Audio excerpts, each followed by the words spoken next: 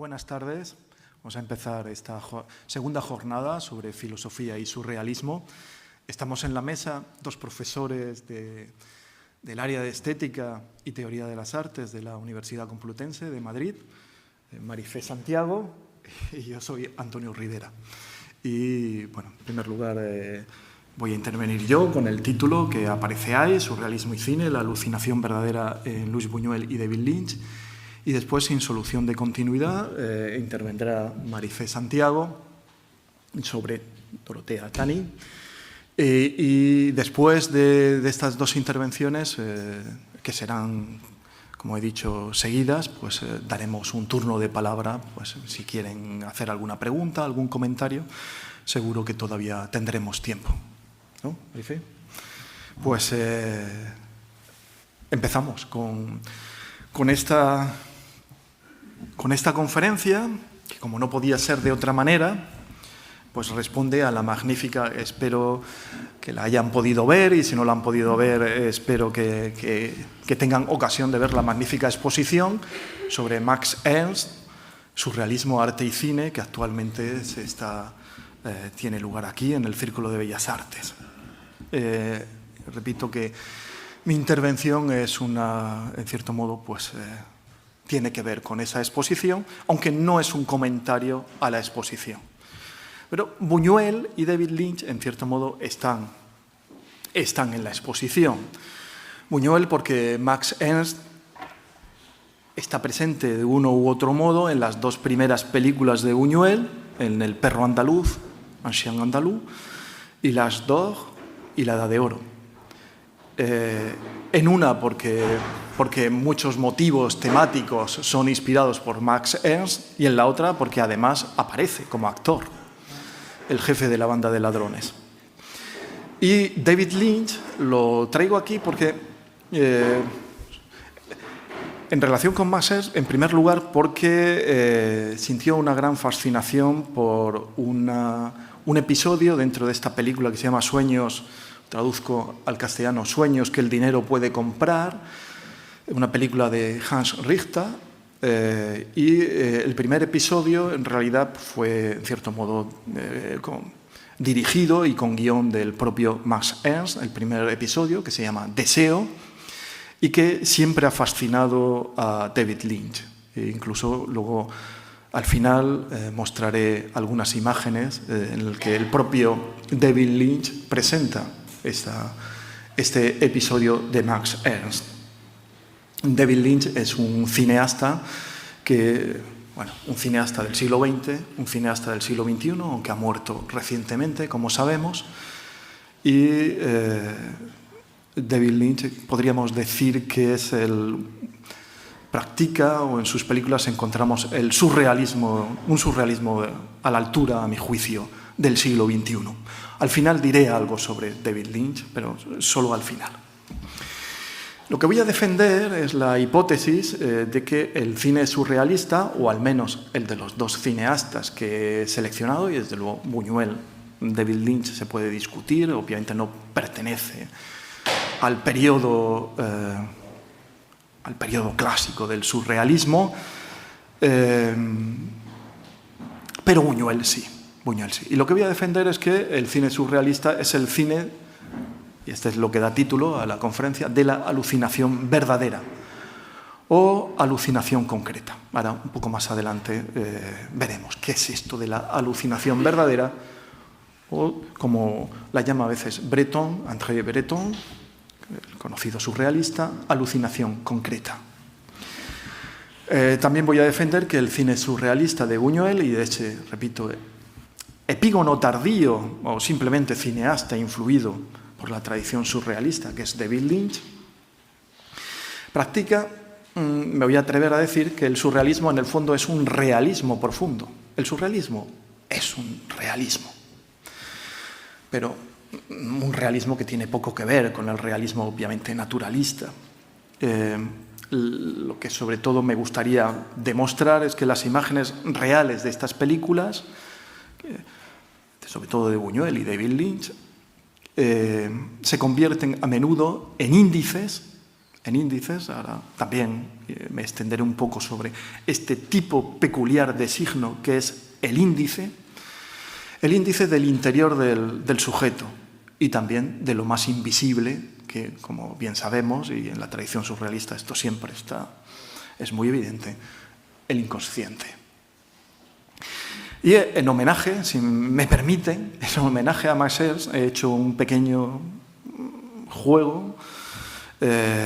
Max Ernst pasa por ser el inventor del collage y he preparado también una conferencia que en cierto modo tiene algo de collage. La he dividido en 10 partes, en 10 recortes, que más o menos son autónomos,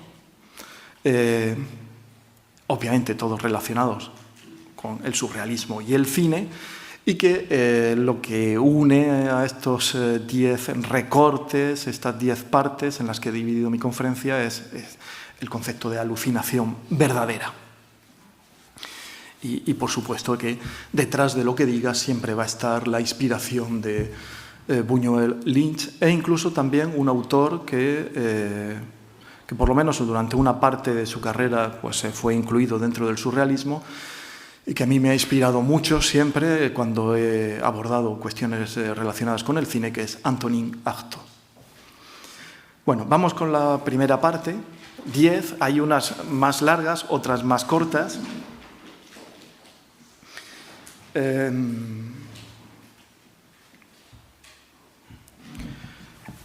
La primera parte voy a intentar, ¿no? Explicar qué es esto de la alucinación verdadera o alucinación concreta.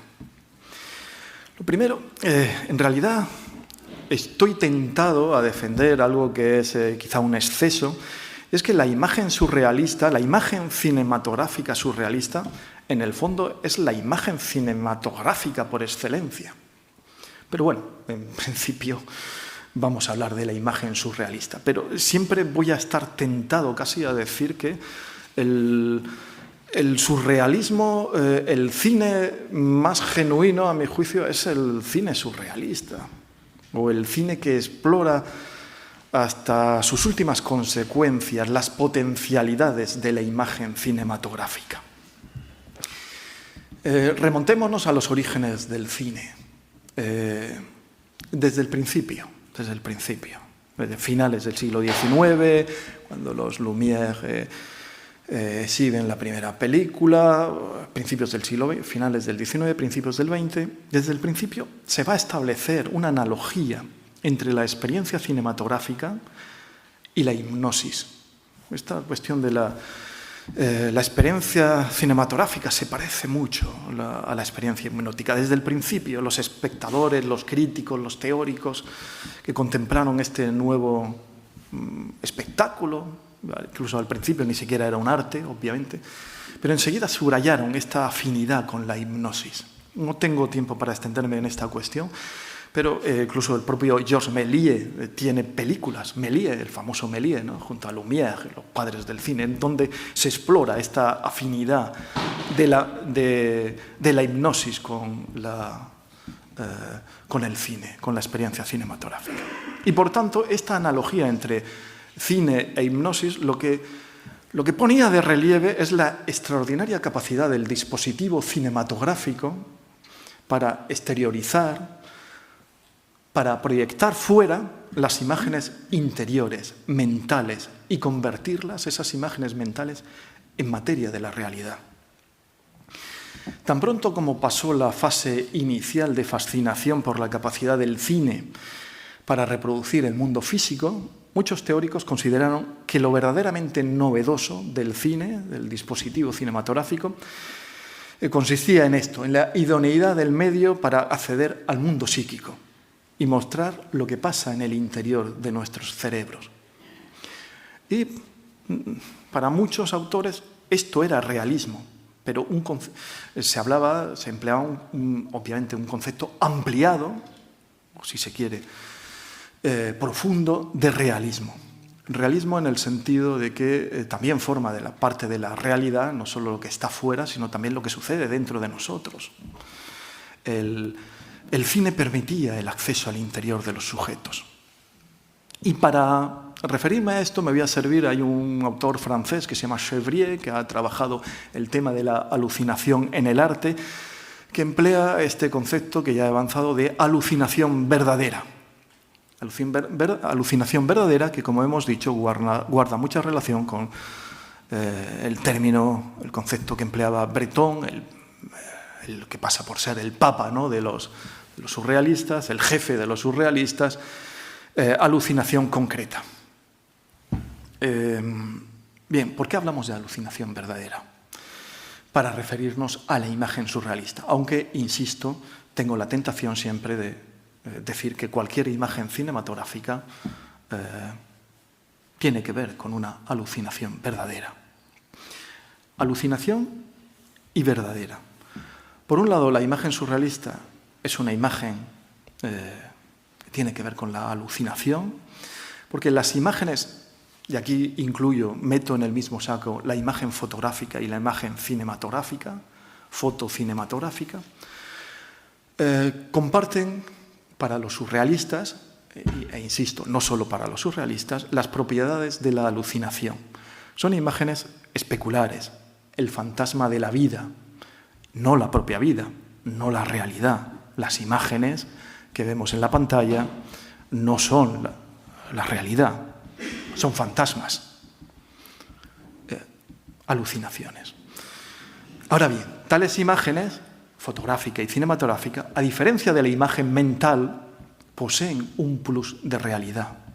Constituyen, por tanto, una alucinación verdadera o concreta, porque el orden de lo imaginario, de lo especular, se fusiona con el realismo de la huella registrada. Porque la imagen fotográfica, cinematográfica, estamos hablando finales del siglo XIX con la fotografía, comienzos del siglo XX con el cine, mucho antes de nuestro tiempo, que es el de la imagen digital. Esto ya no, con la imagen digital hay que hablar en otros términos, pero entonces la imagen fotográfica, cinematográfica, en gran medida era una huella, no existía si antes no había tenido lugar un encuentro del dispositivo cinematográfico, la cámara, con el afuera, con la realidad. Y por tanto, esta dimensión de huella, esto tiene que ver, como veremos a continuación, con un determinado tipo de signo que es el indicio. Bueno, lo curioso de todo esto, alucinación verdadera, o sea, ese plus de realidad que tiene que ver con el origen de la fotografía y del cine, de este origen relacionado con la huella. En el siglo XIX, el filósofo Hippolyte Taine, esto lo indica Chevrier en su libro sobre la alucinación, en cierto modo avanza este pensamiento cuando sostiene, son palabras de Taine, que la percepción, lo dice así, la percepción exterior, en el fondo, es una alucinación verdadera, porque la sensación engendra fantasmas interiores que se parecen al objeto exterior.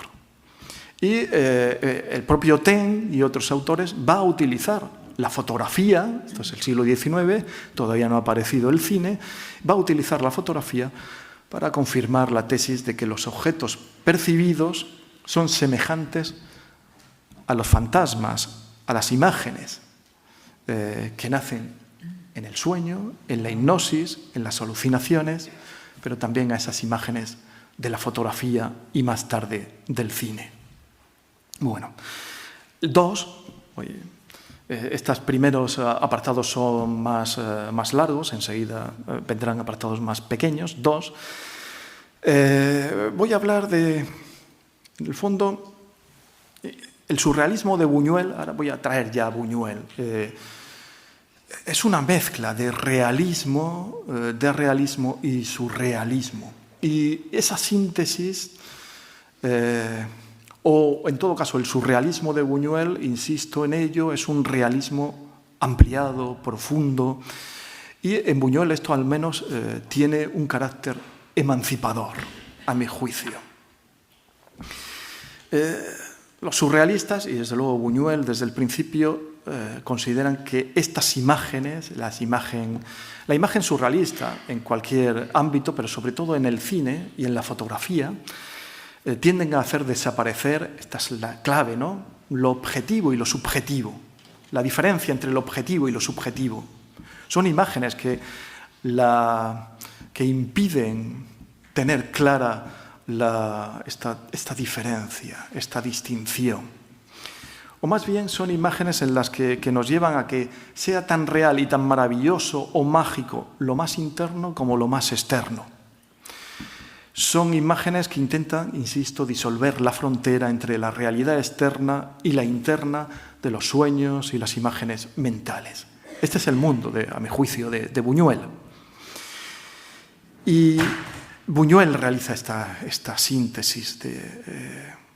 Buñuel son imágenes, a veces parecen imágenes mentales, propias de los sueños, y otras veces esas imágenes son muy realistas.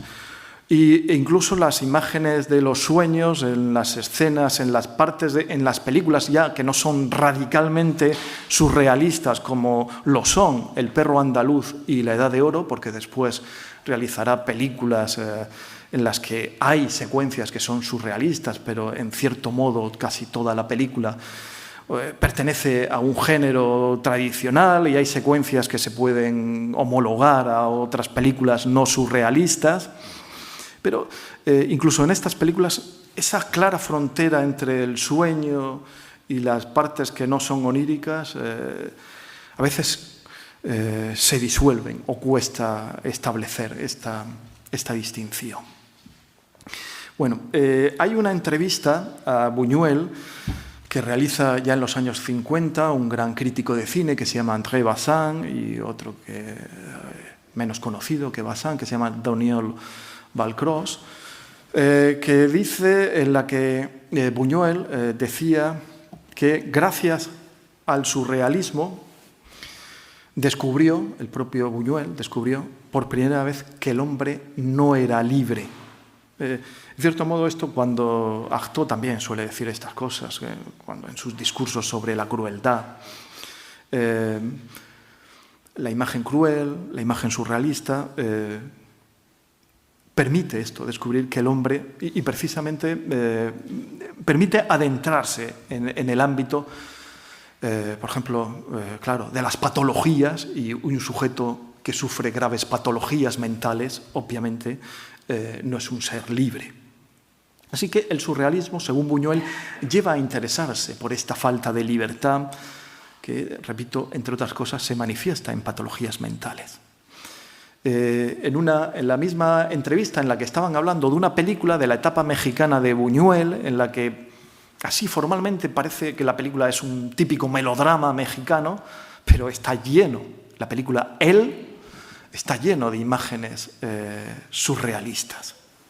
Y dice, a propósito, cuando están hablando en esa entrevista acerca del loco protagonista, un marido celoso que enloquece, él es el marido celoso, dice Buñuel, este marido es un tipo, son palabras de Buñuel, es un tipo que me interesa como un escarabajo o un anófeles. Y añade Buñuel, soy un poco entomólogo, porque el examen de la realidad me interesa mucho.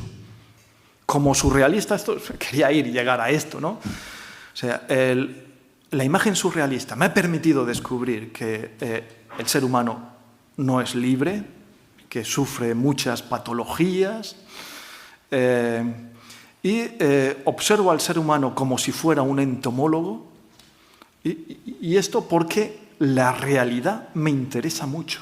O sea, el surrealista Buñuel siempre se va a presentar como un realista. La realidad, es que realmente las películas surrealistas son las que hablan de la realidad. Bueno, lo que decía en el manifiesto surrealista André Breton. Bueno, no presentaremos la vida real, pero sí la vida verdadera. Bueno, esta vida verdadera es la realidad para Buñuel.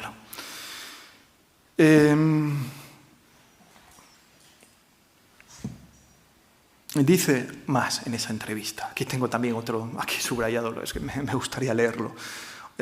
Esto también creo que es relevante. En la entrevista señala, el cine, dice Buñuel, el cine, por su propio mecanismo, o sea, por su propio funcionamiento, por su propio dispositivo, nos abre una pequeña ventana sobre la prolongación de la realidad. O sea, es el mismo, ¿no?, el que nos invita, obviamente, a hacer este análisis, ¿no? Prolongación de la realidad. Estamos hablando de una realidad ampliada, de una realidad más profunda. Y añade Buñuel, una realidad que no aparece en los libros, en los periódicos, en nuestra experiencia.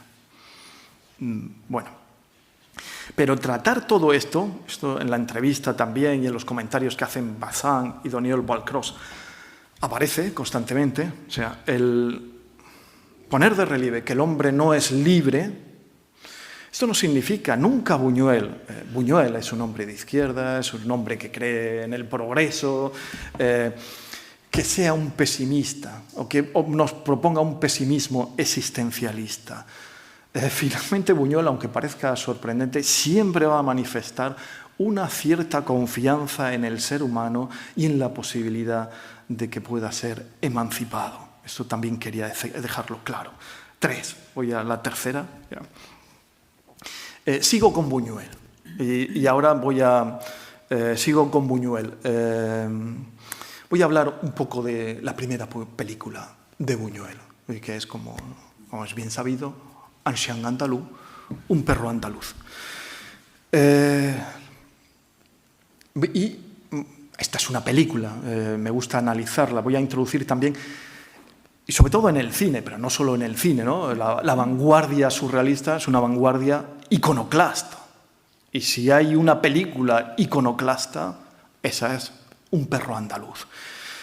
Y ese comienzo de Un perro andaluz, que ahora vamos a ver, ¿no?, que hemos visto muchas veces, incluso seguro que si no han visto un perro andaluz, las imágenes que vamos a ver, que se proyectarán en algún momento, pues seguro que les sonará, la de la navaja.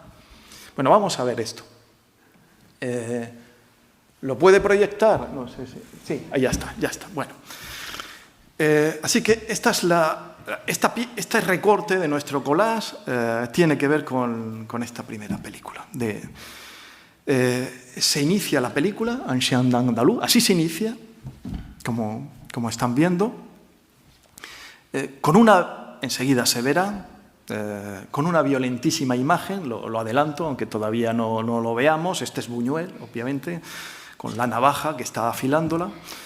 Bueno, se va a iniciar con una violentísima imagen, con el radical gesto iconoclasta de seccionar con esa navaja, el ojo de una mujer. Se trata de un gesto que provoca ceguera, ¿no? Si hay un arte de lo visible, es el cine.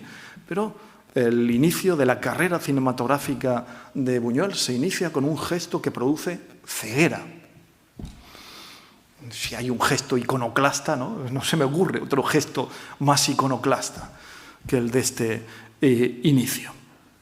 Ceguera, un gesto que tacha, que suprime la mirada.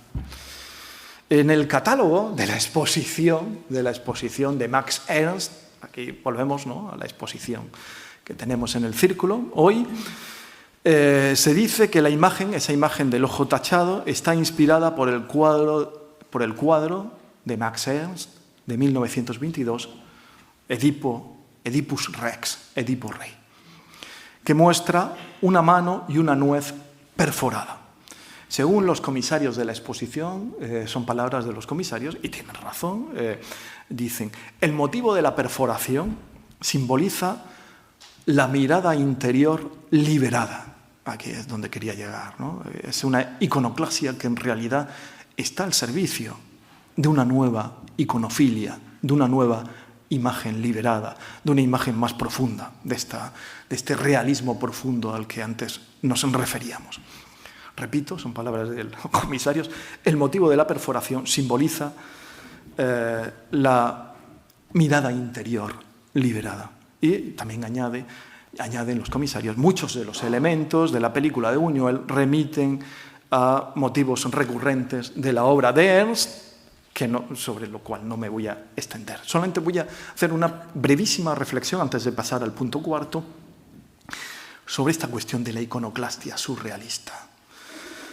La provocación surrealista de Buñuel, que en el fondo lleva a que el espectador comience cerrando los ojos ante la imagen insoportable de la navaja que rasga el ojo femenino y que produce ceguera, tiene en el fondo el objetivo de que otra mirada, como indican en el fondo también los comisarios de la exposición de Max Ernst, tiene como objetivo que otra mirada sea posible, otra mirada. Esta otra mirada que procede del otro lado del ojo, que permite que el cine, al igual que los sueños, acceda a ese realismo integral, o realismo profundo al que antes hacíamos referencia, realismo integral capaz de mostrar tanto lo más exterior del mundo como lo más interno, invisible, que es el inconsciente del ser humano. Buñuel, por tanto, sigue la estela iconoclasta de las vanguardias cuando filma este gesto terrible de tachar, permitidme que utilice este término, tachar los ojos, cegar la mirada. Pero lo importante, lo vuelvo a repetir, es que con este gesto iconoclasta, Buñuel está señalando el camino señalando el camino que debe conducir a una nueva iconofilia, la surrealista, esto es, a una nueva imagen, que es una imagen más profunda, vital y en el fondo real. Así que tras este prólogo que acabamos de ver, protagonizado por la navaja de Buñuel, empieza realmente, ya después de ese prólogo, empieza realmente imágenes surrealistas, nuevas imágenes. Bueno, 4. Ahora me voy a extender, que veo que llevo ya 20 minutos hablando y voy por la cuarta. Ya vendrán, más adelante serán, repito, cosas más breves, pero sí me gustaría llegar a David Lynch. Quería decir algo de la imagen, en torno a la imagen surrealista como signo indicial. No puedo extenderme, es una cuestión algo compleja. Hay un filósofo pragmatista norteamericano, que es Peirce, que distingue en 3 tipos de signos: el icono, cuya la relación con el signo, su relación con el objeto representado es una relación por semejanza, simplificando mucho. El índice, que es lo que nos queremos centrar, es aquella relación, la conexión con el objeto representado, tiene que ver con una conexión física que de algún modo se produce entre el signo y el objeto representado. Hay de alguna manera una conexión física, la huella, ¿no? Y el símbolo, icono, índice, símbolo. La relación con el objeto representado es una relación absolutamente convencional, inventada. Bueno, los surrealistas, me voy a detener en la imagen surrealista como índice que nos permite este gesto, ¿no? Esta imagen, ¿no?, de la mano aparece muy a menudo, es el dedo índice, ¿no?, señalando, aparece muy a menudo, ¿no?, en Breton y en otros muchos surrealistas. Las imágenes surrealistas son un índice. Las imágenes más reales, las imágenes fotográficas, que son huellas, o sea, imágenes fotográficas que han sido obtenidas, el dispositivo cinematográfico se ha colocado delante de un ser humano, de un objeto, y reproduce algo que ha estado ahí, delante de la cámara, algo real. Bueno, esas imágenes, aun siendo huella de algo real, son un índice que nos llevan más allá de esa realidad física, que nos llevan a lo más invisible, a lo inconsciente. En gran medida, la imagen surrealista es esto.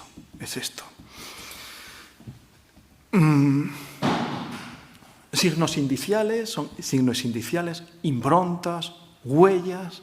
O sea, lo que van a decir los surrealistas es que Estas imágenes surrealistas son esto, huellas dejadas por algo invisible que es el inconsciente. La belleza convulsa que para los surrealistas tiene la naturaleza, el poema automático, pero también la fotografía, el propio Breton, en algunas de sus obras fundamentales, como Nadia, Los vasos comunicantes, L'amour fou, ¿no? Utiliza como ilustraciones fotografías, porque la fotografía, o sea, no solo el poema automático, también la fotografía es un índice, un signo que nos permite ir hacia lo invisible, hacia el inconsciente. Claro, esta es la quinta parte, vamos ya por el quinto, pero el indicio, tal como lo ve el surrealista, en realidad no hay, a ver si consigo en muy poco tiempo explicarlo, o por lo menos que sea mi discurso algo persuasivo. El indicio es un signo que es objetivo y subjetivo al mismo tiempo, y que el indicio tiene que ver con, son imágenes, muchas de estas imágenes son de objetos reales, huellas de lo real, pero que al mismo tiempo conducen a lo más subjetivo, a lo más interno, a lo más interior de nosotros mismos. Son imágenes en las que la frontera entre lo objetivo y lo subjetivo se diluye. Entonces, aquí lo tengo enunciado, en el texto lo tengo como indicio y verdad para mí. Se mezcla el signo como indicio y la verdad para mí. Para el surrealista, la naturaleza y la imagen fotográfica o cinematográfica son mudas, son imágenes mudas, son imágenes que callan.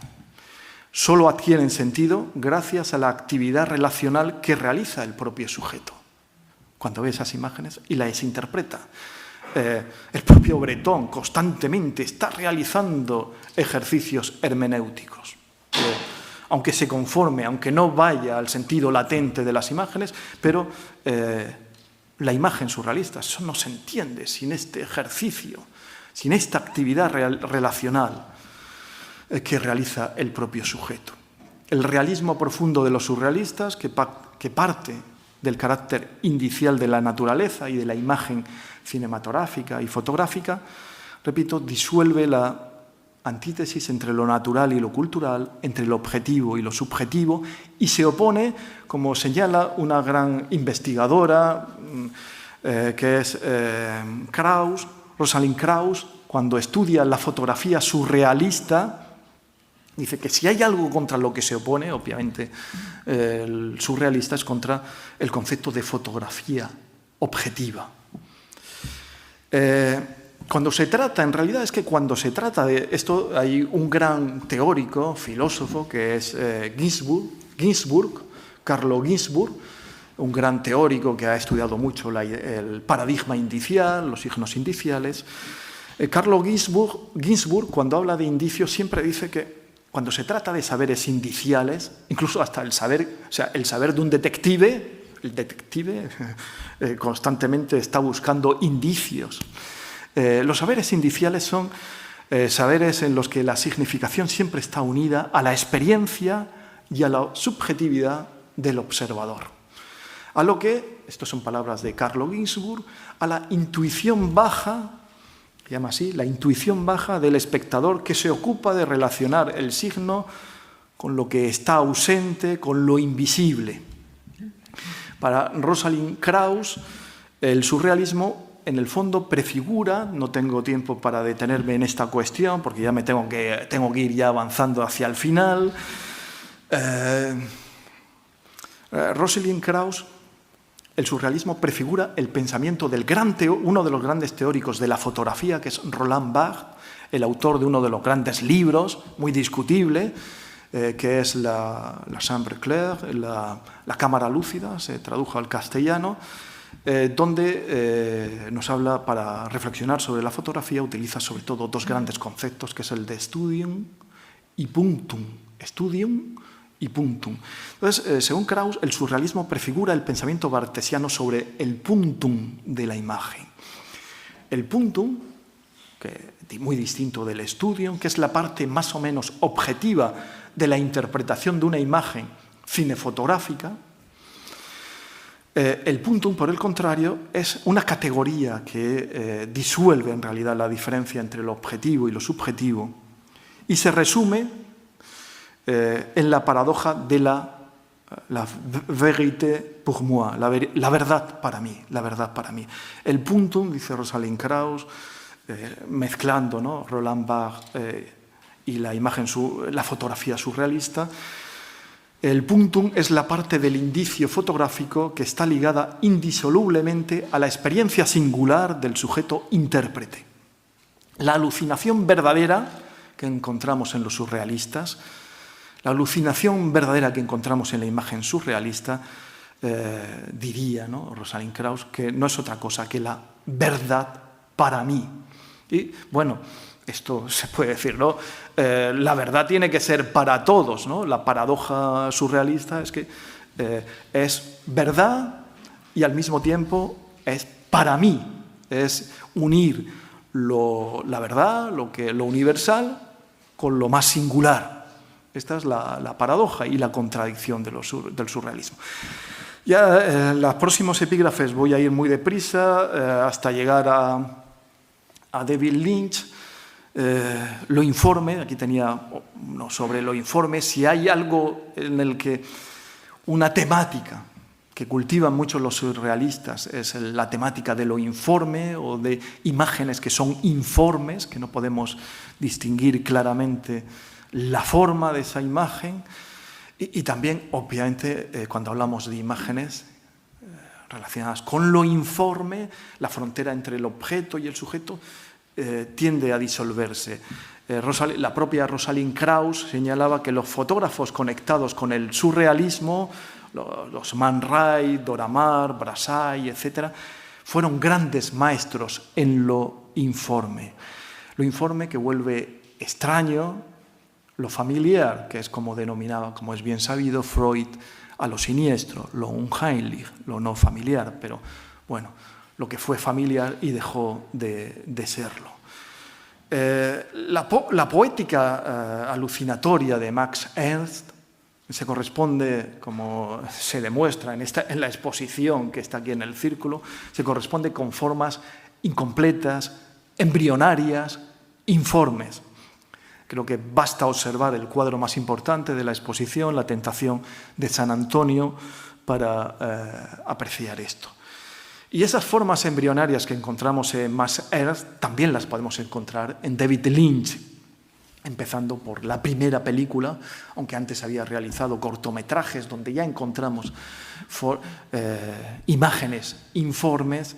La primera película, Largo, es Cabeza borradora, y si hay imágenes impactantes y que realmente son informes, son esas imágenes que encontramos en esa primera película de David Lynch, que es Cabeza borradora. Bueno, y quería también hablar del collage, el punto 7. A lo mejor me salto algunos puntos para llegar ya enseguida a David Lynch. Pero sí quería comentar algo sobre el collage. Yo creo que El perro andaluz o La Edad de Oro son collages. Son collages. El montaje cinematográfico, ese montaje cinematográfico de imágenes, configura un collage cinematográfico. El propio Max Ernst, voy a empezar con una frase de Max Ernst que he extraído del catálogo de la exposición en el círculo. Cuando habla de collage, habla, porque claro, la exposición tiene que ver, ¿no?, con Max Ernst y su relación con el cine. Y el propio Max Ernst asocia collage con Buñuel, con el cine de Buñuel, con La Edad de Oro. Dice Max Ernst: el collage se ha introducido sigilosamente en nuestros objetos comunes. Hemos aclamado su aparición en las películas surrealistas, lo dice Max Ernst. Las películas surrealistas son collages. Y entre paréntesis dice, pienso en L'Âge d'Or, La Edad de Oro, de Buñuel y Dalí. Aunque, como es bien sabido, La Edad de Oro más Buñuel que Dalí. Bueno, y entonces señala ahí la vaca en la cama, el obispo y la jirafa arrojados por la ventana, la carroza atravesando el salón del gobernador, el ministro de Interior pegado al techo tras su suicidio, etc. Un montón de imágenes que pueden parecer absurdas y que están unidas, montadas, unas tras otras, sin que veamos, ¿no?, la razón de esa continuidad. Pero esto es el collage. El collage, cuando se traslada a artes como el cine, sirve para cuestionar la soberanía del drama, la soberanía de la historia. Historia que en el cine sobre todo se basa, puedo detenerme mucho en esta cuestión, en el arte de la elipsis. Se suele hablar, muchas veces se habla del cine como el arte de contar historias. Lo hemos oído hasta a la infinidad, ¿no? El cine surrealista no tiene nada que ver con este arte de contar historias, o por lo menos como se cuenta, como en el siglo XIX se cuentan historias, o como se ha contado durante todo el siglo XX en Hollywood, historias. El collage, en contraste con el clásico montaje cinematográfico, permite una relación entre los planos que no está determinada. Esa relación, como se pone de relieve en La Edad de Oro o en El perro andaluz, esa relación entre los planos no está determinada por los habituales efectos dramáticos. El collage, por el contrario, privilegia los elementos de contigüidad sobre la jerarquía de motivos dramáticos. Y Edad de Oro, Perro andaluz son los mejores ejemplos de esto. La unidad de la película surrealista es lo que es una película surrealista en un sentido muy radical, claro. En realidad es una sucesión de instantes concretos de la vida, de esa realidad exterior o interior del ser humano, en el fondo, ninguno de los cuales es más importante que otro. Y no tiene necesidad que sea uno más importante que otro, porque ya no tenemos que contar historias. Insisto, en el límite, en los casos más radicales, y claro, películas, no hay muchas, ¿no?, películas de la historia del cine. El propio Buñuel, solo películas radicalmente surrealistas solo hace prácticamente estas dos. Quizá El fantasma de la libertad también tiene algo, ¿no?, El discreto encanto de la burguesía, pero hay algo también de historia. En el límite, lo que desembocan estas películas, estos collages surrealistas, desembocan a lo que yo denominaría la igualdad ontológica de todos los instantes filmados. Y por tanto esto implica la destrucción de las categorías dramáticas, del principio jerárquico sobre el que se sustenta la noción clásica del drama o de la historia. Y además tal principio exige la elipsis, o para decirlo con claridad, la supresión de todos aquellos momentos que no hacen avanzar el relato fílmico. Pero el cine surrealista es lo contrario de este arte de la elipsis. La elipsis está al servicio de la lógica del relato, pero esta lógica no está en estos collages surrealistas. El cine surrealista, insisto, desprecia la elipsis. Y constituye, vuelvo a la entrevista, esa que le realizan Bazin, Daniel Balcros a Buñuel. El propio Buñuel sostiene que, en realidad, mi cine, dice, me gustan los momentos en los que no ocurre nada, pero que en realidad esos momentos en los que parece que no ocurre nada son muy significativos porque, una vez más, se convierten en indicios de eso invisible que es el inconsciente y que es lo que buscan los surrealistas. Bueno, el cine, el 8, pero me lo salto, solo decir que iba el cine como un lenguaje animista, porque da apariencia de vida a todos los objetos que designa, incluso los objetos inertes. Las películas surrealistas, o en la fotografía surrealista, la impresión que quiere crear en el espectador es que son objetos animados, y que la frontera de nuevo entre objeto y sujeto desaparece. El surrealismo 9, y ya me voy casi al final, al 10, a David Lynch, voy terminando. Pero para el surrealismo, el primer plano siempre van a conceder el ojo, ¿no? El primer plano del ojo rasgado, o la mano. Si seguimos viendo El perro andaluz, va a haber unos primeros planos impresionantes de una mano llena de hormigas. Los primeros planos tienen un efecto, o los planos detalle en el cine surrealista, un efecto alucinatorio, mientras que el cine convencional, por ejemplo, pues el cine que va a ser dominante, el cine que se haga en Hollywood, el inserto, ¿no? El primer plano o un plano detalle, siempre se realiza con el objetivo de contribuir, de suministrar más datos, contribuir, ¿no? a la historia. Aquí esos primeros planos adquieren una importancia, son primeros planos autónomos que en sí mismos adquieren una importancia fundamental y son muy impresionantes.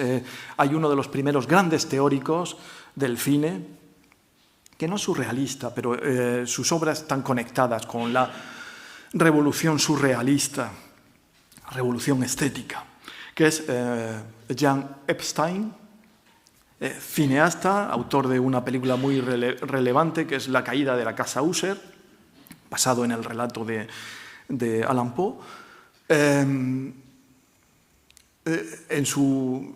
Epstein, aparte de ser un gran cineasta, es también un teórico. Tiene, por ejemplo, un libro, uno de los primeros grandes libros de teoría cinematográfica, que es del año 1921, se titula Bonjour Cinéma, Buenos días cine.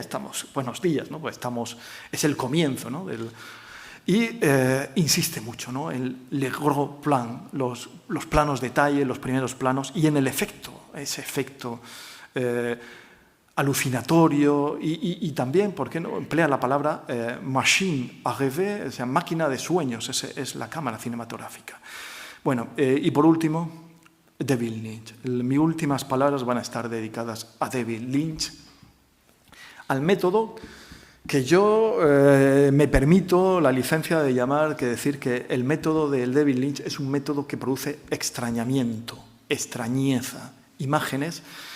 A mi juicio sería un surrealismo a la altura del siglo XXI, pero obviamente es un autor muy lejano de estos autores, ¿no? De cuando surge, ¿no?, la vanguardia surrealista en los años 20, estos autores que estamos mencionando, ¿no? Buñuel y Masser, estas obras de los años 20, aunque bueno, con su obra continúe en las siguientes décadas. Es un método. Algo voy a decir sobre este método del extrañamiento y sobre las imágenes que vamos a ver para terminar. Con esto termino. David Lynch siempre ha declarado admirar a los surrealistas, y sobre todo, si hay un surrealista que admira, es Max Ernst, el protagonista de la exposición del Círculo. Y las películas de David Lynch, como ya hemos señalado, se llenan de imágenes informes, de imágenes indiciales que suponen puerta de acceso al inconsciente y a las patologías mentales de nuestro tiempo. Lo que nos proponen sus magníficas películas, y también en la serie, para mí lo que más me gusta de David Lynch, y lo confieso, es la tercera temporada de Twin Peaks, El regreso o El retorno, que es la obra, es una serie, pero en realidad es una película, está toda dirigida, a diferencia de las otras dos temporadas, está toda dirigida por el propio David Lynch. A mi juicio es una película de 18 horas de duración. Yo la presentaría como el surrealismo a la altura del siglo XXI. Y es un surrealismo que coincide con este Buñuel, que propone imágenes emancipadoras. imágenes emancipadoras. Y esto tiene que ver con la estética del extrañamiento que practica David Lynch. Tengo un minuto para intentar explicar, sé que no lo voy a conseguir, pero voy a intentar algo de esto, a ver si puedo. Utiliza diversos recursos sobre los que no me voy a extender. Que lo que quieren producir David Lynch es extrañeza, imágenes que nos parezcan extrañas, raras, sorprendentes. Y en el fondo, esas imágenes extrañas, raras, a mi juicio, tiene como objetivo que el espectador aprenda a discriminar entre dos modalidades de imágenes. Las imágenes surrealistas por excelencia, que son imágenes indiciales, con independencia de que se refieran a lo externo o a lo interno. La imagen, obviamente, no es lo externo, no es la realidad, no es la naturaleza. Y tampoco son imágenes mentales, con independencia que se refiera a lo externo o a lo interno, pero las imágenes indiciales tienen que ver, ¿no?, con un afuera. Sobre todo, pero no solo, ¿no? Me voy a centrar ahora, por tener ahora una película que en mente, ¿no? Esta tercera temporada, que es la última gran obra. O sea, ya después de la tercera temporada de Twin Peaks no hizo ninguna película, ningún largo, hizo algunos cortos. En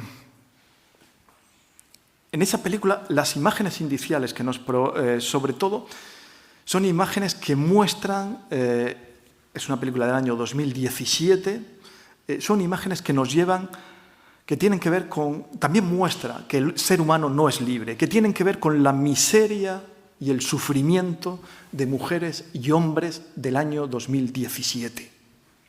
Y que sobre todo esas imágenes que muestra David Lynch tiene que ver con esta idea de que el ser humano no es libre, que ya encontrábamos en Buñuel al principio.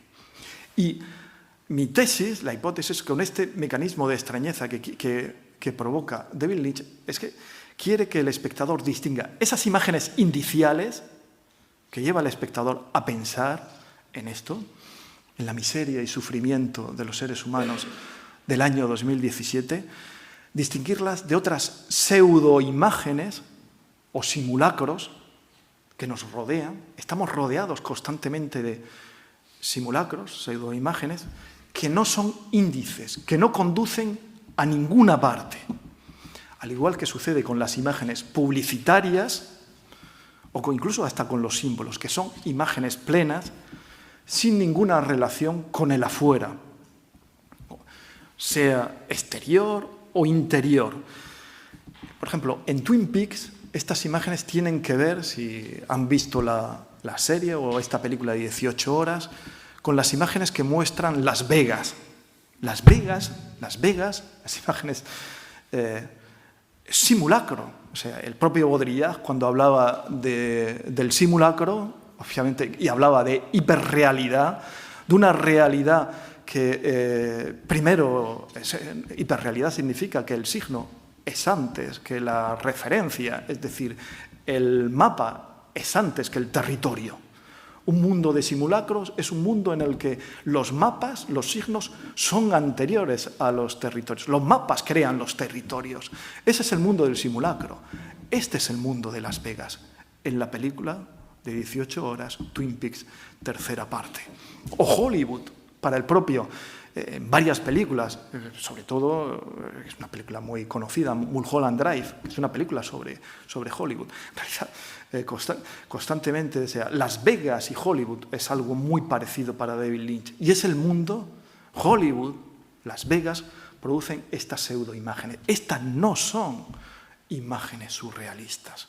Y la imagen en que quería mostrar, ya la pueden mostrar, sin volumen, la puede mostrar, la de David Lynch, el segundo vídeo ya se puede mostrar. El segundo vídeo, lo buscan en YouTube, no lo vamos a escuchar, es David Lynch que está presentando una secuencia de deseo del episodio de esta película de Hans Richter que dirige el propio Max Ernst. Y David Lynch Ahí veis a David Lynch. Y enseguida, un poco más adelante, veremos imágenes de esa película de Max Ernst. Bueno, la imagen que vamos a ver, la adelanto, ahora la verán, es la imagen de una bola suspendida que finalmente penetra dentro de la boca de una mujer que yace en una cama. Esa imagen inspira otra imagen muy parecida que encontramos en Twin Peaks, tercera parte. En el episodio más importante, a mi juicio, de esta serie, que podríamos decir es la escena primitiva de toda la serie. La escena primitiva, es decir, en la serie es una escena que transcurre en el año 1945, Twin Peaks. Y el regreso son 20 y tantos años después de cómo dejó la segunda temporada de Twin Peaks. Pero en el episodio 8, ahí a la mitad de la serie, son justamente casi a la mitad de la serie, hay una secuencia que está ambientada en el año 1945, que es porque muestra David Lynch el primer ensayo norteamericano de bomba nuclear, el 16 de julio de 1945, en el desierto de Nuevo México. La detonación de la bomba, David Lynch, ¿qué dice esto? En el fondo, aunque no lo dice así, lo estoy diciendo yo, interpretando, lo introduce aquí a mitad de la serie porque lo que quiere decir es que la detonación de esta bomba produce la apertura por donde se introduce el mal radical. El mal radical, o sea, todo Twin Peaks tiene que ver con esto, y en gran medida el cine gnóstico de David Lynch. Es un cine en el que habla del mal radical y del mal de nuestro tiempo. Aunque, obviamente, también él piensa que se puede combatir, como Buñuel, este mal radical. Después de esta secuencia del año 1945, vamos a ver una secuencia que sucede 11 años después, en el año 1956, en la que un extraño y maléfico ser, que es mitad insecto, mitad anfibio, una especie de rana con alas de libélula y que podría ser sacado una criatura perfectamente salida de La tentación de San Antonio de Max Ernst, se introduce en la boca de una mujer, de un adolescente que yace en la misma postura, exactamente igual que en ese episodio dirigido por Max Ernst. Y con esto termino. Los seres humanos que habitan, los seres que habitan en la logia negra de Twin Peaks no son más que una invención, un mito, para que el ser humano comprenda, para David Lynch, o sea, utiliza imágenes surrealistas, pero lo que quiero deciros es que son un indicio para hablar de lo más real. O sea, esos seres de la logia negra, esos seres malignos, los tulpa, los dobles, doppelganger, etcétera, que se inventa David Lynch, son invenciones para que el ser humano comprenda que él mismo es el responsable de los principales males que él padece. La víctima y el autor del crimen original tiene el mismo nombre, la especie humana. Y para eso, para decirlo, se va a servir por ejemplo, de la imagen surrealista de ese insecto mutante que se introduce por la boca de una mujer. Y con ello también quiero defender, ya termino, que estas imágenes surrealistas, por lo menos en Buñuel y David Lynch, también en Breton en muchas ocasiones, tienen un contenido político y emancipador. Con esto quería dejarlo claro, porque este surrealismo y este momento fundamental del episodio 8, que es terrible y al mismo tiempo muy hermoso, tiene esta significación, a mi juicio, claramente emancipadora y política. Bueno, muchas gracias.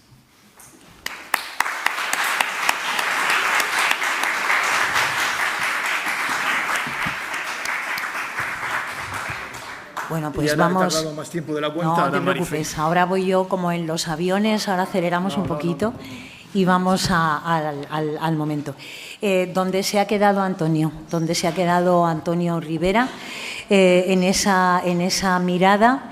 Y también, antes de comenzar, haciendo un señalamiento, ¿no?, que me ha impresionado y que me hace también continuar con lo que él estaba comentando para ahora entrar en Dorotea Tanin, ¿no?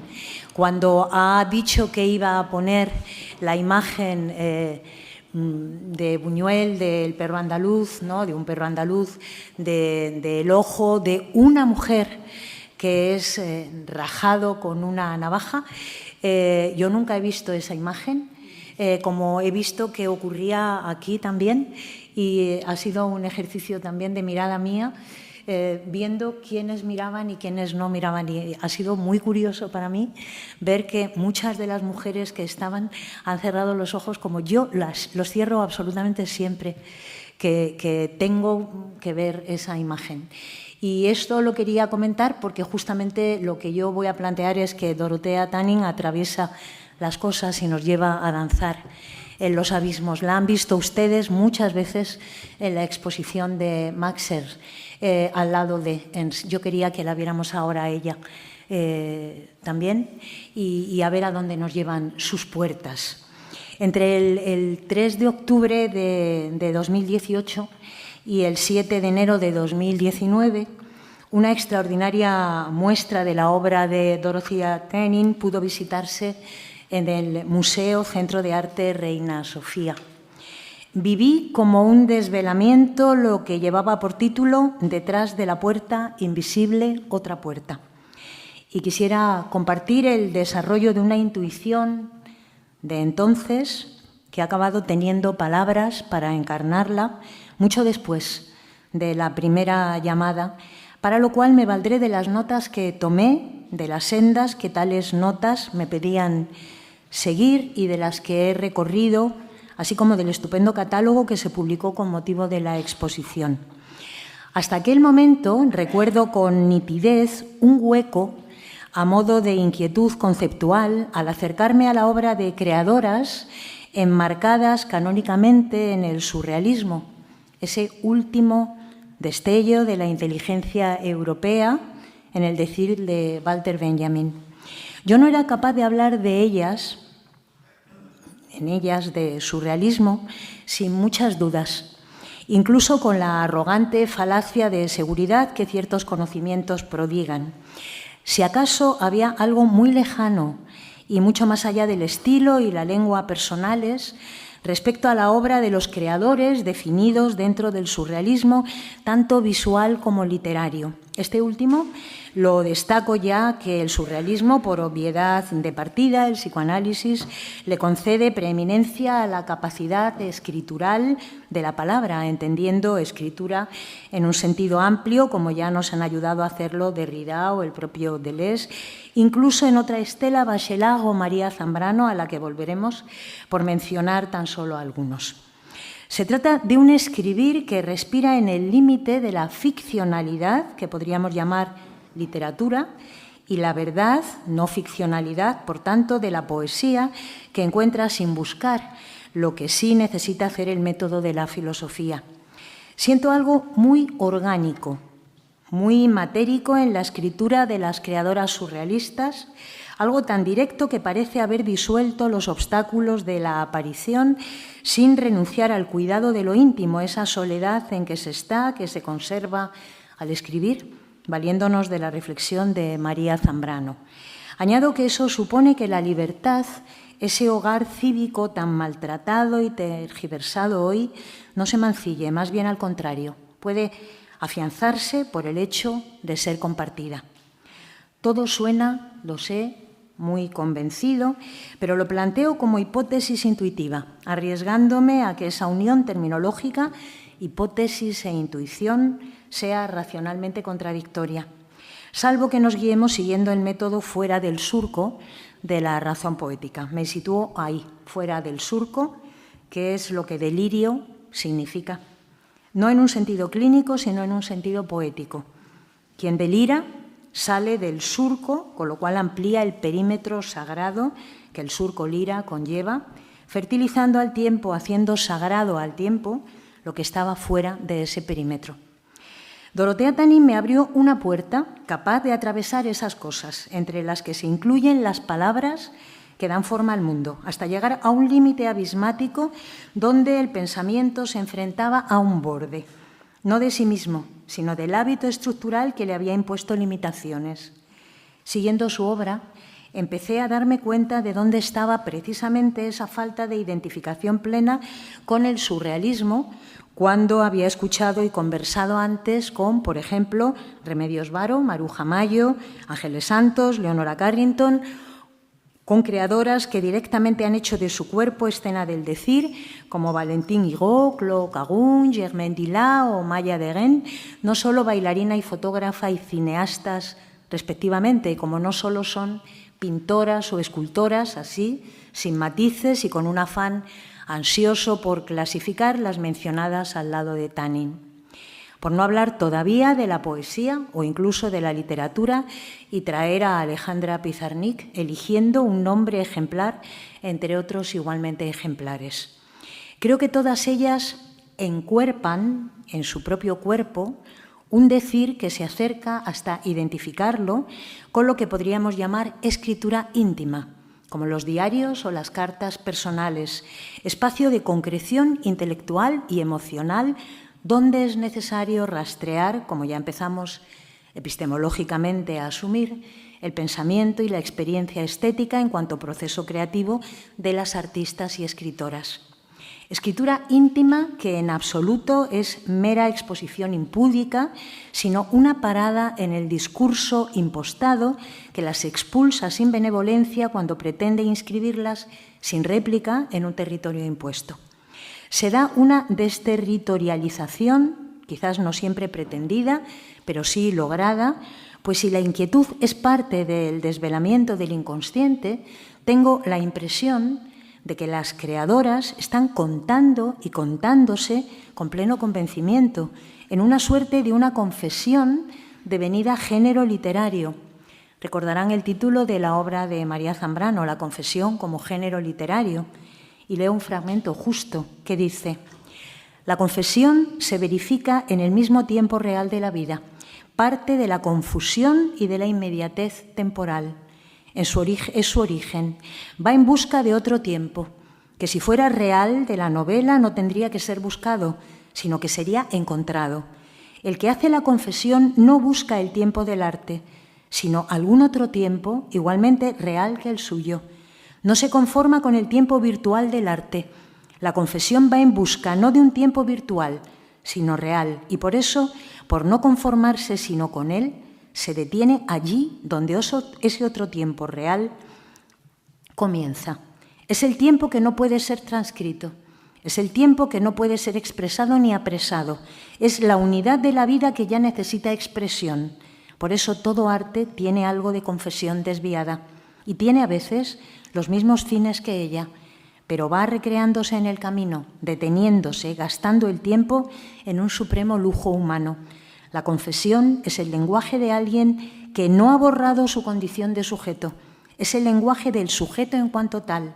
No son sus sentimientos, ni sus anhelos siquiera, ni aún sus esperanzas, son sencillamente sus conatos de ser. No siento al inconsciente burlando a la censura e inquietándonos con su aparición. No me sorprende la doblez en juego, siento lo explícito, el tú a tú del miedo o la incitación, el recuerdo que pesa, y entonces no es solo recuerdo, sino presencia. Presencia que diferencia entre los espectros y los fantasmas, y desde tal diferencia, a su vez, la que se da entre los que nos rodean y los que nos constituyen.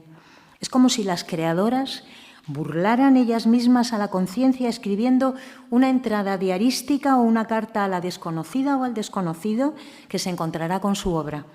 No se interesan por ese inconsciente que se lleva al surco si se interpreta, sino por el afuera que es, sin embargo, central. Esas palabras de esa escritura se hacen color y forma exentas en el caso de Tanin. Desbordan el marco de un cuadro y en un ejercicio, casi me atrevo a llamarlo mágico, Convocan lo que una vez ocupó espacio y tiempo mensurable y hoy sigue habitando en ese espacio y ese tiempo sin espacio ni tiempo al que llamamos memoria. Una memoria que pide incluso relato testimonial, donde la testigo es un personaje que acoge vivencias personales que ya han dejado de serlo solo propias, como veremos. Como en las demás creadoras colocadas en la definición de surrealistas, Teining se autorretrata en la carnalidad que excede un posible solo sí misma, encapsulador, dibujando así el plano simbólico de un necesario espacio de lo común en el que las mujeres no sean meras huéspedes ni meras invitadas. Hay la urgencia de quien ofrece su propia insustituible biografía como experiencia para tejer pactos cívicos, proponiendo formas habitables a lo que fuera del canon es rechazado, extraño, extranjero, exiliado. Muestra lo que no se ve, lo que no se acostumbra a ver, lo que no se nos ha enseñado a ver, lo que se nos prohíbe ver. Y de alguna manera señala que no tiene casa, no tiene habitación propia, pero no se trata de pedir un dar regalado, sino de devolver una propiedad sustraída, negada, robada incluso. Revelar esto es revolucionario y por lo mismo transformador y altamente instructivo cuando lo reconocible deja de serlo porque en realidad se aparece como aquello que se heterodesignó sin réplica, asignándole un papel subalterno en el que siempre sale ganando quien decide las reglas conservadoras del juego social. Interesa fijarse en los desgarros de los materiales, en esa especie de jirones de la materialidad que exhalan en la obra de Teining otro aire procedente de otro lugar que está, sin embargo, en este. Cuando trato de hacer vacío y escuchar y contemplar, librándome de prejuicios experienciales, a los que voy a llamar teorías, sospecho que si son los pintores surrealistas los que dicen su palabra de venir a imagen, la inquietud y la perturbación que provocan en más de una ocasión tienen que ver con lo obsceno de exhibir territorios privados que no llegan a convertirse en espacio de lo común, sino más bien en una especie de poder mostrado como provocación y advertencia. Se exige mirar sin preguntar, dando naturaleza a que te miren. Quien mira es rehén del espectáculo al que se le ha obligado a asistir.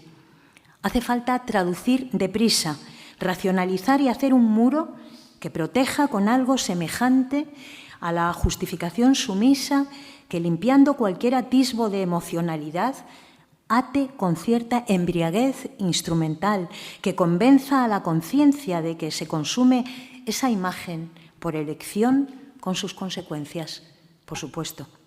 La razón herramienta se pone en marcha, vertiendo sus conocimientos a espacios y a cosas en los espacios, a color y delimitación formal, al significado aceptado e inserto en un significante conocido, selecciona, trocea y distribuye, sitúa y exige punto de vista. Lo que queda fuera no tiene nada que decir en el centro que volverá a centrar lo descentrado. Pero ahí está. Habrán visto que digo cosas con más frecuencia que objetos. Cosa en un sentido tan filosófico como psicológico. Indeterminación, saber de su presencia, ocultamiento de la forma, pero conocimiento de la existencia de tales. Diré entonces surrealismo, aunando en el término relatos de individualidades que, en cierto modo, parecerían haber logrado aquel objetivo de Salvador Dalí, recogido en sus cartas a Lorca, de alejarse de toda emoción no vinculada a la más estricta y aséptica racionalidad. No hay escape posible, tampoco escapatoria. Lo que se muestra es, y se trata sin más, de saber leer el código idiomático que lo evidencia y hablar su idioma para no destacarse ni sobresalir. La obra de Dorothea Teining, sin embargo, atraviesa, con el consiguiente riesgo de herida, tiempo y espacio y conciencia. Su universo convierte la mirada cotidiana, la lleva a habitar sombras y a reaprender a tientas el camino entre las sombras que se palpan, hasta engrandecer su volumen, hasta tridimensionalizarse, dejando de ser solo sombras, pero sin perderse como tales. Sería sencillo hablar de su obra como surrealista, aunque lo sea, pero dejaríamos fuera lo que por desbordamiento la reconoce, como se reconoce el relato autobiográfico de Varo, el de Carrington, el de Mayo o el de Santos. Como ellas, Teining danza en los abismos de la razón y también en los abismos del sueño, y no los separa en absoluto. Su obra es la piel de ambos, su afuera y su adentro. La puerta, las puertas que se abren, que se cierran, que se atraviesan o se teme atravesar. No hay distancia. Lo que inquieta e interpela es la certeza innombrable de lo que ya estaba, de lo que ya está. Y de ese modo se universaliza, sobresaliendo de una biografía concreta y específica. Lo individual se transfiere a la universalidad en cuanto no ha abandonado en ningún momento el sentir, los sentimientos, la vulnerabilidad, el encuentro empático con el mundo y sus habitantes. Ella es mineral y es vegetal, y es animal no humano y animal humano, y humaniza el paisaje mineral, el vegetal, y danzan una danza conjunta, coral, en la que los cuerpos se superponen y se prestan a serlo de unos o de otros, como en un teatro extraordinario en el que participan los que ya no están, pero estuvieron, que eran también ella y son ahora en ella. Podría decir, al modo de Derrida, que hay espectrología en la obra de Teining, pero en español no suena tan movilizador como en francés, donde ontologie con H se lee igual que ontologie sin H, de modo que solo en la escritura peligroso suplemento podemos ver la diferencia que la oralidad sola no permite. Aún así, moviliza suponer que se trata de esa forma de estar en el arte, estar en el mundo.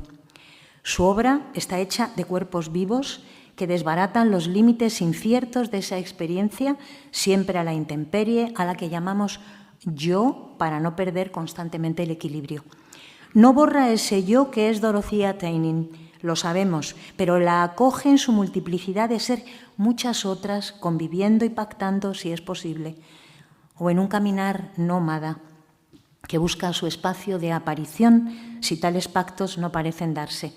No es un mero dato profesional el hecho de que Teining llegase a estar tan cerca de la danza, diseñando para ballet tanto indumentaria como escenografía, ya desde los años 40, inscribiéndose en el grupo de grandes creadores y creadoras que colaboraron con aquellos emblemáticos ballets rusos que arrastraban, representaban un mundo de ayer que se diseminó tras la muerte de Diaghilev y de todo lo que él significaba. También el hecho tiene que ver con esa fragmentación de las huidas, con lo que puede llevarse en la maleta simbólica y con lo que hay que dejar atrás. Teining halla en el espacio danzario la expansión expresiva de lo que su obra ofrece en el lienzo, siempre tan escénico. Ella ya es parte de ese después con su obra. Leo el poema Espacio desarmado que le dedica a Merce Cunningham. Cuando 5 cuerpos apenas creíbles se vuelven un razonamiento, cuando en un interminable instante traen principio y fin de su separación de una idea y su resultado, una intriga y su desenredo, y si por casualidad una operación fortuita brota espontáneamente hacia tu diseño abierto como un tigre en un claro, entonces, en ese momento, la trascendencia se deja notar en nuestra respiración contraída. Me encantaría poder ahondar en lo que significa este encuentro, el de Teining y Cunningham, y rememorar lo que trae también unido a esto, esa fotografía coral en el 1958 de París, en la que Dorothea Teining y Max Ernst están, entre otros, con Jacques Lacan y con Duchamp. Será en otra ocasión. Ahora lo dejo solo como un hilo al viento, casi me atrevo a decir como banderas de oración sin confesión religiosa concreta, que también las encuentro en su obra. Continuamos. Su camino creador la inscribe en la genealogía de tejedoras que han escrito con hilos desde la mitología clásica, que instituye un imaginario al que hemos acabado llamando Occidente. Ya está en Atenea, diosa de la razón, pero igualmente y no menos diosa de las tejedoras. Genealogía que pasa por Penélope o por Helena, escribiendo con los hilos de su telar una verdad que no tiene palabras propias para poder decirse, porque le ha sido vetado el espacio común. Canto, cuento, texto, textura, tejer, tramar, desenredar, anudar, seguir el hilo, destrezas de escritura que han permitido una lengua madre universal, una lengua enraizada en las mujeres, cuya lengua fragmentada no entraba en el ágora oficial del decir. Aunque dije que no podría desarrollarlo, pienso en la lengua de Lacan, tomando el hilo desde la mirada de autoras que han ido más hondo todavía, como Andy Furmantel. Pero también tengo que dejarlo ahí, meramente apuntado en esa iluminación a ráfagas, donde se nos muestra que quien habla siempre dice mucho más de lo que dice, por lo que no es ni mucho menos dueño de su decir. Remedios Varo, Leonora Carrington, Dorothea Denning tejen y se tejen en sus cuadros, en la indumentaria que construyen y en la ropa simbólica cosida con retazos de rostros que miran y se quedan en el vestido, cubriendo o descubriendo el cuerpo, haciendo de él el escenario que enmascara, deviniendo paradójicamente medusa que inmoviliza al mirar. Escritura, cartas y sueños en la escritura, recetas mistéricas que se trasladan a la obra y a la ropa disfraz ritual y que se hallan escondidas en el interior de las flores humanas que aparecen cómplices en sus cuadros y en las cosas que dejan de estar a la mano decidiendo sus destinos. Collage vital que dice mapa del itinerario de la vida. En Dorothea Denning los telones del mundo, sus velos caen como hojas de otoño rasgados por el juego de la vida, sin azar, una tirada de dados que lo abole, ajedrez del que dependerá el instante siguiente, pero con la estricta seriedad estratégica del juego en la infancia. Nada se pierde, ni el tiempo y sus capas tan siquiera, que van acumulando huellas textuales como un palimpsesto. Y ahí está el movimiento de los cuerpos en su obra, desvelando y escribiendo su paso en una atmósfera acuosa, ancestral, cromática sin inicio ni final, híbrida.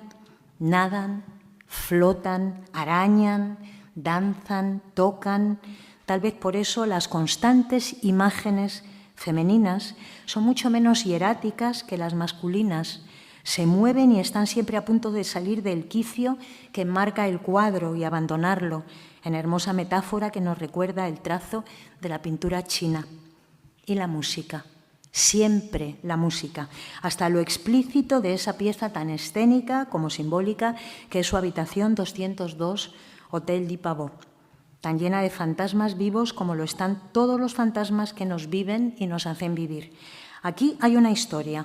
El suicidio de la mujer de un gángster de Chicago en la habitación de un hotel de la ciudad. Era 1893, pero como dice una canción de 1919 que guarda ese recuerdo, las paredes siguen hablando y por ello el hecho específico se trasciende a sí mismo. Denning sabe contarlo librando de la esclavitud a los fragmentos del tiempo encarcelados, filosofando a martillazos. Cuando las mujeres, tantas veces niñas de la obra de Denning, están pensando o recordando, pareciese que sus pensamientos soplan sobre la levedad de la existencia y la dirigen. La dirigen como una directora de orquesta que va señalando entradas y salidas, conversaciones y silencios en espacios inabarcables por conocidos, aunque se presenten disfrazados de paisaje exterior. Paisajes inquietantemente románticos, vacíos, preparados para darle hospitalidad al acontecimiento presentido, que tensan el cuerpo que los contempla, que los visita. Reverso del espejo de esas habitaciones que guardan intimidades vidas ajenas que se graban en el ahora de nuestro yo, que entra en ellas y se las lleva en la nebulosa indefinible de la biografía. También atravesar ese espejo puerta que lleva al otro lado. Dorotea Tanin nombra esas experiencias, las conduce a conceptualizaciones funámbulas que señalan familia y poder y jerarquía. Inquieta su señalamiento de la erotización de ese logos violento en su poder jerarquizante. Muestra abismos de uno devenido relato, así, abismo. Leo un fragmento. Dorotea Tanin lo escribe en 1949 y como en sus obras pictóricas finales, donde parece que hay reescritura capaz de sellar el paso del tiempo, amalgamándolo, revisitó y modificó este texto hasta 2004. Un fragmento. «Ven», le dijo la niña con una voz cargada de dulzura, «vamos a sentarnos en el sofá para ver la caja de los recuerdos». Y él se dejó llevar una vez más. Con la cabeza a punto de estallar, sumido en una especie de trance, con el ánimo anulado por el letargo apabullante, acató sus órdenes como un perro. Sentado a su lado, mientras el melifluo perfume infantil de la niña le envolvía como un sueño, observó cómo abría la caja y las palabras que ella parloteaba acerca de su contenido le llegaban a los oídos transformadas en una música de otro mundo.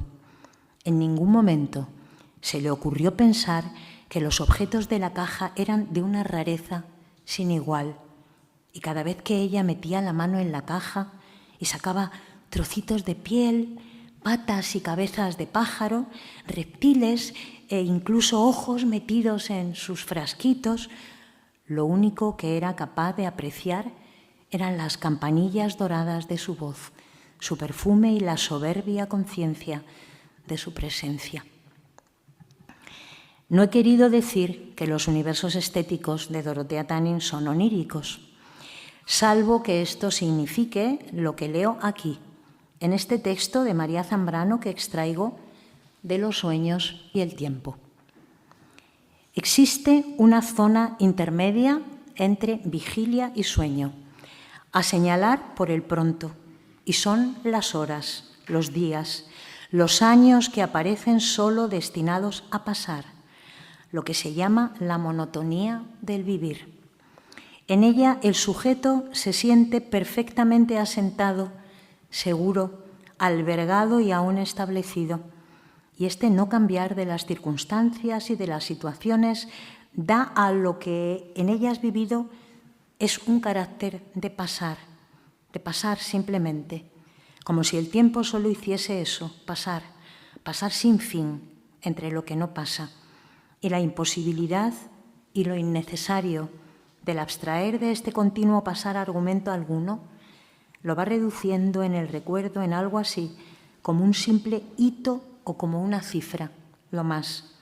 Este no ofrecer materia, no ofrecerse como materia a la abstracción, convierte por exceso de estabilidad a la vida en algo donde la realidad se hace fluctuante, incierta. Y este pasar viene a ser vivido como un sueño que no pasa. El tiempo que pasa solamente se precipita o se desliza más bien en un abismo, en el abismo de lo no vivido del todo, porque le falta algo, ser memorable. Que sea Dorotea Tanin quien revise mi intervención y la cierre con su obra y su poema, La jerga del arte. Jerga sin ñ, como comprobarán, de manera que tendríamos la obligación presente de añadirla. Y no olviden que Dorotea Tanin fue una mujer profundamente feminista, sin que en ningún caso tuviera miedo de pronunciar esa palabra. Vamos a verla. ¿Ya está? Es que me gustaría que las vieras. Mira, a ver.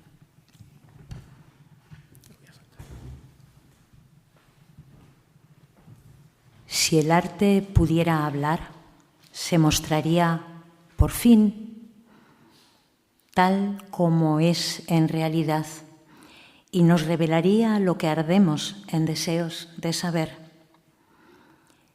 Nuestras certidumbres, después de bostezar aburrida, en un minuto las barrería y las escondería bajo la alfombra. Certidumbres consagradas, tan absurdas como el acto de esconder el polvo bajo la alfombra. Ha llegado el momento de escuchar, queridos. Por fin el arte tomaría la palabra, cubriría el cielo como una boca, se aclararía la garganta convulsa, mientras el fulgor y el estruendo se desata sobre su voz, una avalancha de estrellas fugaces y visiones alborotadas, reforzada por el susurrante estrépito de los sonidos que escucharíamos mientras desciframos sus augustas palabras. A, B, C, D, E, F, G, H, I, J, K, L, M, N, O, P, Q, R, S, T, U, W, X, Y, Z. Gracias.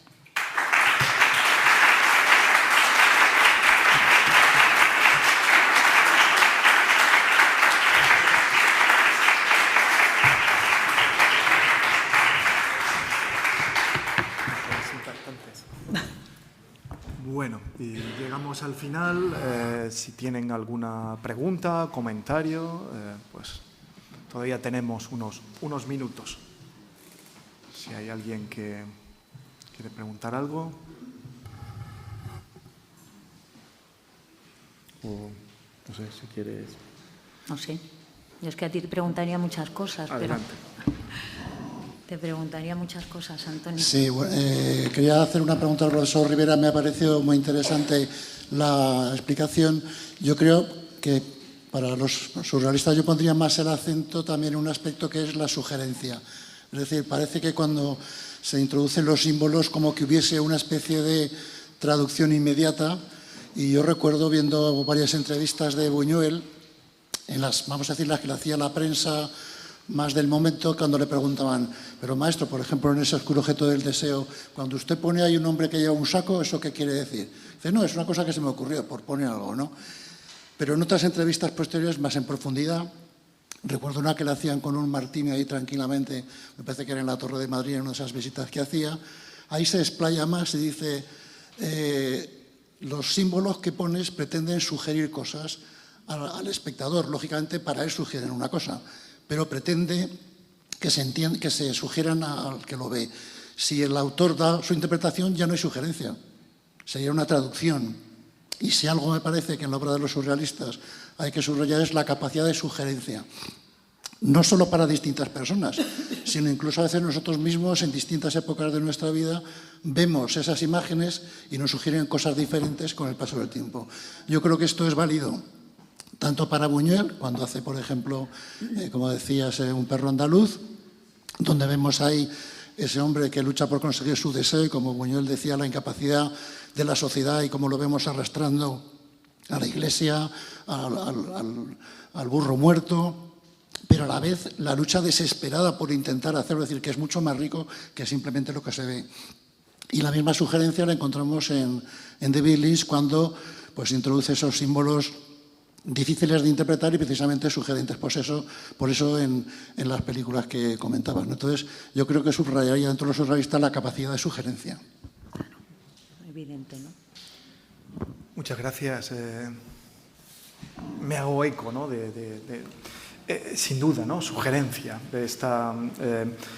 En el fondo, creo que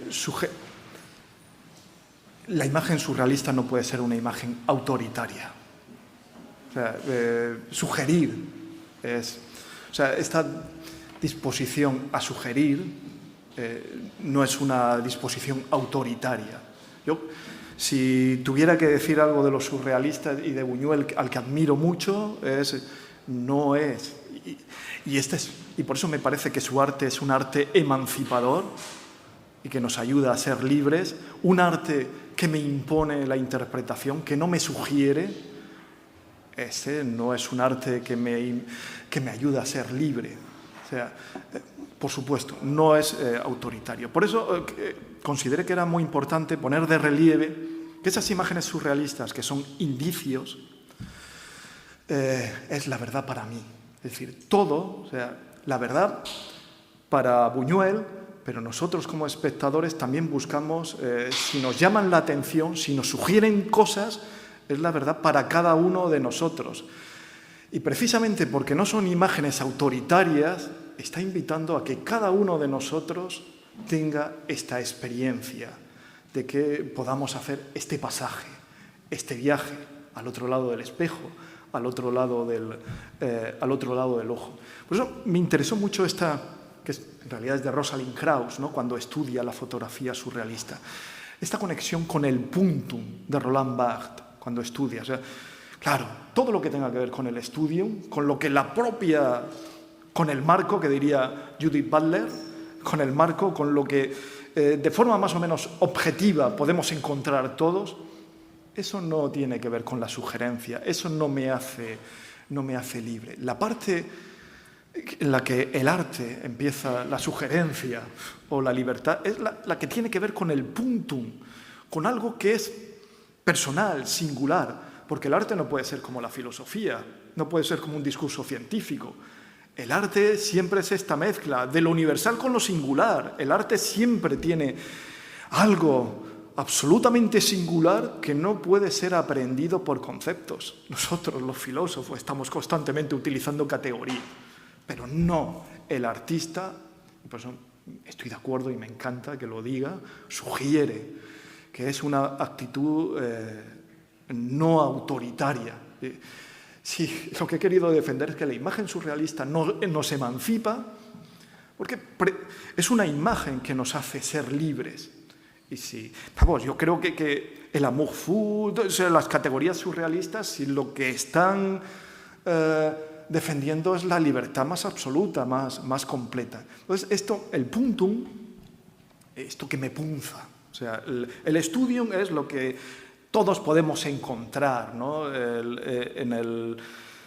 en la fotografía, pero el puntum es algo que tiene que ver con las experiencias de cada uno, con la vida, y que en el fondo tiene que ver con el gusto, obviamente. Es que el puntum hace referencia a algo que es universal, en cierto modo, y valga la redundancia, universal en la experiencia artística, que es la cuestión del gusto, de la singularidad. Entonces, esta fotografía que no vemos, que es casi un ejercicio surrealista, estoy improvisando, ¿no?, pero este ejercicio que hace Roland Barthes en su último texto, antes de que sea el pobre atropellado y muera, que es una obra dedicada al duelo.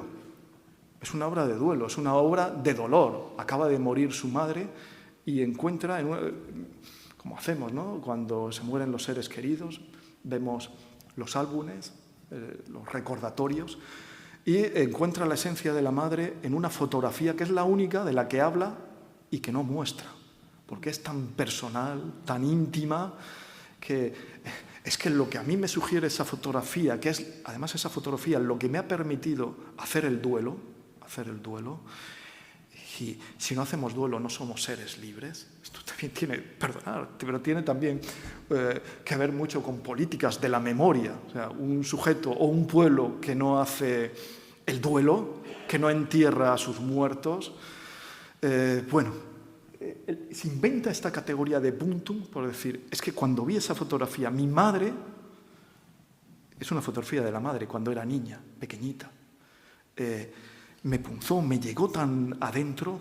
Esa fotografía era un índice, era una fotografía de cuando era niña y, sin embargo, le devolvía a la madre en su último momento, ¿no?, esto, ¿no?, que sucede en el ser humano, que el final, coincide con el principio. Al final cuidamos de nuestros padres como ellos nos cuidaban al principio. Puntum, punzar, sugerencia, claro que sí, claro que sí. Esas son las imágenes surrealistas. Imágenes que sugieren, o estas de Dorotea Tanin, ¿no? A mí me gustaría, me gustaría un poquito avanzar esto que dices tú, ¿no, Antonio? Que comparto absolutamente, claro, ¿no? Pero que a mí me apetecía también compartir con ustedes, ¿no? La sensación, la intuición, la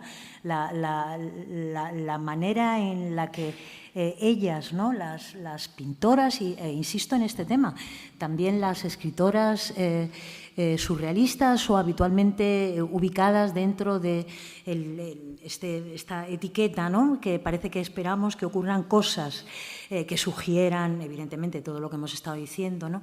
Pero que resulta que en ellas hay un elemento que no encuentro, que en fin, esto sería mucho más largo y tendríamos que ver y comparar, pero que encontré en ella y que me hizo entender también por qué ante las imágenes surrealistas tradicionalmente ubicadas como tales, que efectivamente punzan, hay un algo de parálisis, no sé cómo decir, ante ellas, ¿no? Que es extraordinariamente, ¿cómo diría yo?, movilizador, en el sentido de que tienes la impresión de que estás entrando en un mundo en la foto de la madre de Barthes, ¿no? Mientras que cuando me encuentro con la obra plástica, por ejemplo, de una Tanin tan cercana a Maxen, vitalmente hablando, pero también tan separada muchas veces a la hora de expresar, aunque estén utilizando los dos, por ejemplo, pues elementos comunes, paisajes comunes, momentos comunes, gustos comunes, incluso reflexiones comunes en torno a qué es el surrealismo, qué es el espacio que se busca, el tiempo, por ejemplo, el tema del tiempo, que me hubiera gustado muchísimo poderlo desarrollar más, ¿no? Entonces, encuentro que en ellas, y lo digo en plural, aunque cada una tiene un estilo particular, eso que tú comentas, esa sugerencia, al tiempo es una especie de llamada, más que sugerencia. Es una sugerencia, pero también es una llamada. O sea, es un poco como estoy aquí, no sé cómo decir. Y en ese estoy aquí, la fotografía de la madre de Roland Barthes, por ejemplo, se convierte en la fotografía de la niña que a la vez es una adolescente, que a la vez es una adulta, que a la vez vuelve a ser en un momento una adolescente. La imagen de los filósofos, que es una de las que he puesto, ¿no? Que es, sí, a ver si la recuerdan, de las que he puesto, la que ella llama los filósofos, creo que incluso habla de Kant, hablando de esos filósofos, es de esa erotización del logos que acaba en un momento determinado centrando también la mirada, que erotiza también a quien se acerca conceptualmente. Es exactamente esta.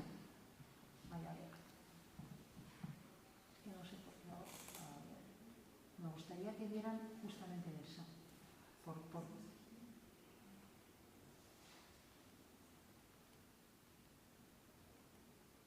Ay, no, pues que me gustaría que... Sí, es que, cuidado. No pasa nada. Me gustaría que vieran esta, o sea, que vieran esto que estoy diciendo justamente con el ejemplo. Esta es la que ella llama los filósofos. Y podemos leer, podemos leerla desde los símbolos que sugieren, evidentemente, ¿no?